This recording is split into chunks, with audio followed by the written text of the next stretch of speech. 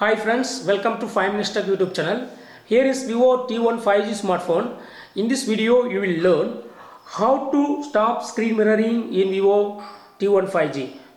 Here, I have enabled screen mirroring in my phone.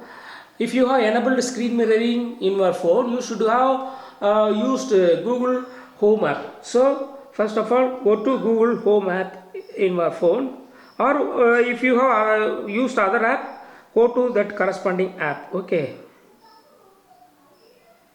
I go to here Google Home app, and here you go to click on the Android TV, and here click on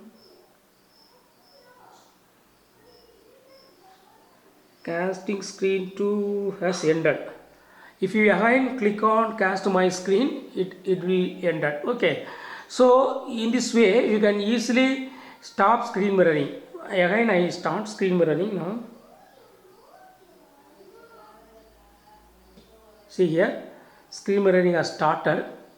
Okay, to stop, again you go to click on cast my screen and click on cast screen. Screen mirroring will be stopped. So in this way you can easily stop screen mirroring as well. That's all friends. Thanks for watching. Bye.